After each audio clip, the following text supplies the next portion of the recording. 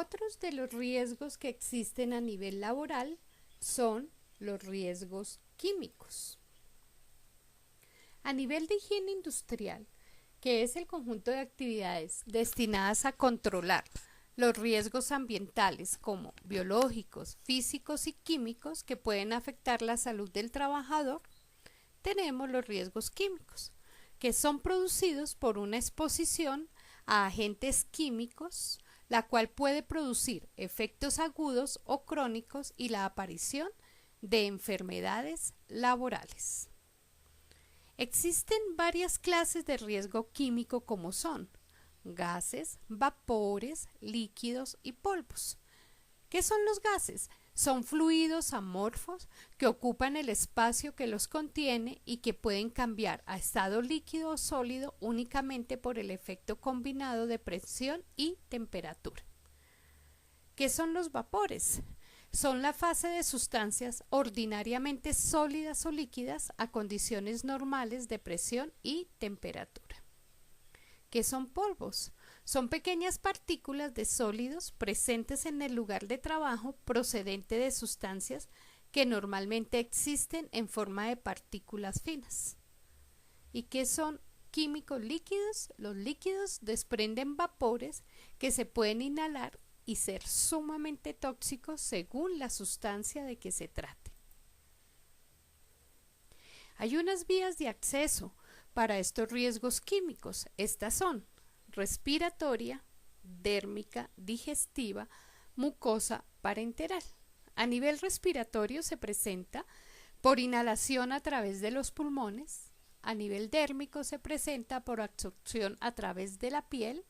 A nivel digestivo se presenta por ingestión a través de la boca. A nivel de mucosas se presenta contacto a través de las membranas nasales y a nivel parenteral se da por vía sanguínea.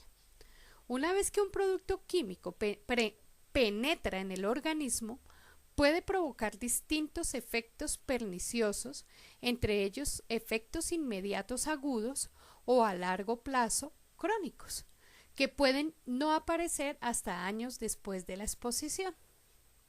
Los productos químicos tóxicos también pueden provocar consecuencias locales y sistémicas según la naturaleza del producto y la vía de la exposición. Cuando vemos aquí, por ejemplo, la exposición a estos riesgos químicos, nos damos cuenta la importancia de nosotros guardar en el tiempo todas las intervenciones que realicemos en nuestro ambiente de trabajo para obtener evidencia de que sí hemos hecho prevención frente a los riesgos que están presentes, porque como no se dan consecuencias casi que de inmediato, debemos asegurar que en el tiempo podemos estar controlando el riesgo. Existen unas técnicas de medición a nivel de riesgos químicos. Está la medición puntual, en donde se da la determinación de un valor instantáneo de la concentración en el momento de la medida. Se tiene medición promedio, donde hay una determinación de la concentración a lo largo de un periodo determinado. A nivel de medición personal, se determinan los valores de concentración a los que está expuesto el trabajador. A nivel de medición ambiental, se da una determinación de la concentración que afecta a un área concreta del puesto de trabajo con un equipo instalado en un punto fijo. Se da también la lectura directa, que se da la obtención inmediata de datos puntuales de concentración en la toma de una muestra. Para los riesgos químicos existe la definición de unas medidas de control y aquí hablamos de jerarquía de controles. La jerarquía de controles consiste que primero vamos a pensar en la raíz del peligro. Vamos a eliminar el riesgo en la fuente generadora de ese peligro, de ese riesgo. Vamos a sustituir el riesgo en segunda medida, si vemos que no lo podemos eliminar. Vamos a intervenir con un control de ingeniería. En el punto 4 vamos a hablar de un control administrativo o una señalización o advertencia del riesgo. Y por último vamos a hablar de los equipos de protección personal necesarios. Una vez que hemos intervenido en el riesgo, ahí sí debemos pensar en el equipo de protección personal.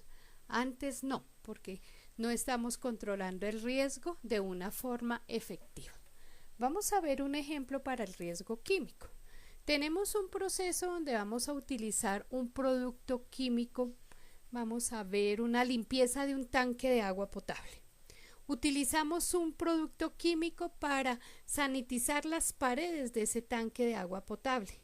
Debemos conocer la ficha técnica de ese producto, la hoja de seguridad de ese producto químico. Si vemos que podemos limpiar el tanque, sanitizarlo sin necesidad de ese producto químico, hay que evaluar el proceso.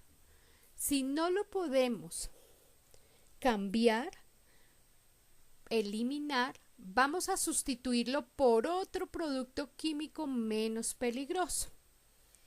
Vamos a entrar a analizar si no podemos sustituir ese producto químico. Vamos a mirar a nivel de control de ingeniería cuál es el equipo que se está utilizando para hacer la aspersión de ese químico, cómo lo estamos manejando, qué medidas de protección tiene ese equipo.